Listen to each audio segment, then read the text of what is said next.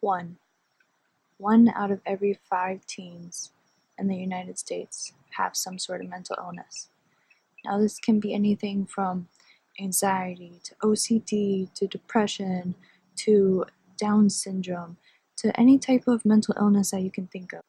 Now, mental illnesses aren't things that you take lightly. They have to go to doctors, they have to be prescribed with pills, and they try to treat it. And mental illnesses are a really big deal. And people go through a lot of stress and money, and parents go through a lot of stress to make sure that their children are okay to even live the next day. That's how serious this is.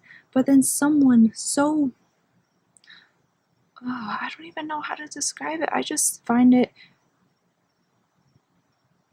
I'm flabbergasted by the fact that people can bully other people based off of a mental illness. These people don't choose to have a mental illness.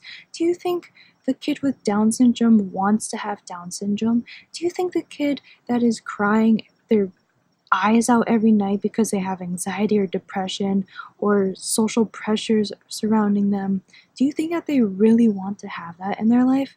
They don't. And then having these bullies bombard them with all these thoughts about killing themselves and all these other things just don't make sense to me. Like, I don't see why you could do that to someone. Why do you feel like it's okay to put down someone else based off of something they can't even control?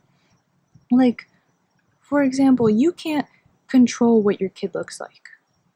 If you have a kid that is looking exactly like your husband or your wife, for example, you can't control that. You can't control whether it's brown eyes or anything. Exactly like the kids. They can't, like, no one can control what they have. And I take this from personal experience because I have anxiety and I have depression, social anxiety and clinical depression. It's not fun. It's not fun to deal with, and I don't like it when people think that's okay, that they can just bring me down based off of it. I remember the first time that I told someone that I had social anxiety, they brought me down. They were my best friend. Well, I thought they were my best friend, but they really weren't. And I loved this person so much. I cared for them. I was always there for them. So I thought what they were saying to me was something I would say to them, like to bring them up or like telling them the truth, those kinds of things. But they weren't. They were hurting me. And I couldn't see that because I was so stupid.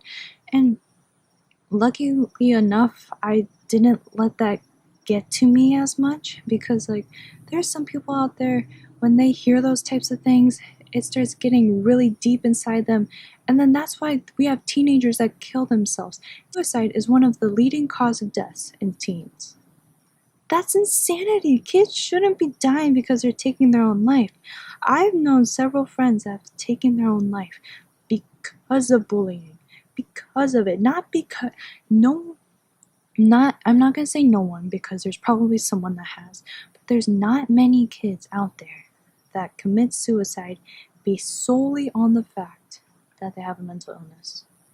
When I found out that I had a mental illness, social anxiety, I wasn't automatically like all of a sudden had this emotion of suicidal thoughts. I just thought, hey, that's me. Okay, I accept that.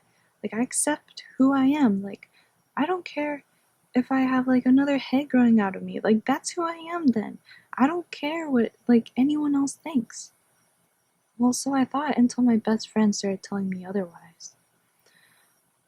I just don't get why people can bring down other people based off of things they can't control.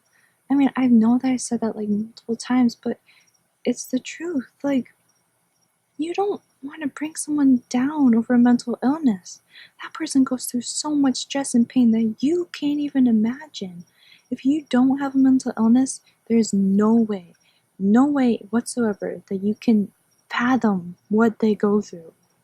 From personal experience, before I knew that I had social anxiety, I wouldn't be able to compare to what people would have to go through clinically. Like, of course, I would have the effects of like being nervous and social anxiety around people, obviously. But I mean like the doctor visits and like the prescribing of pills and all these checkups and everyone on top of you making sure that you're okay and all those types of things. Like, I never had that before. And to me, it kind of built a support system. Like, having the doctors there for me to make sure that I'm okay and that everything's going well. And my mental illness and my mind, I don't qualify it as like one of the big mental illnesses. But like when I see a kid with Down syndrome, the last thing that comes to my mind is to make fun of them. The absolute last thing. Like I wouldn't even that it wouldn't even be a last thing because it wouldn't be there. I would never make fun of someone, anyone for that matter. Even if you have like a very small amount of depression or something so minute in someone's eyes, I would never make fun of you for it. I would never make fun of an OCD person for like, for example, something as simple as straightening their pencils or having to go to school and work the same way every day, staying away from germs, those types of things. Like, I'm saying stereotypical things because I don't really know anyone with OCD, so I'm not really affected by it. Don't mean to offend anyone if you have OCD. Sorry. But I wouldn't ever try to offend anyone.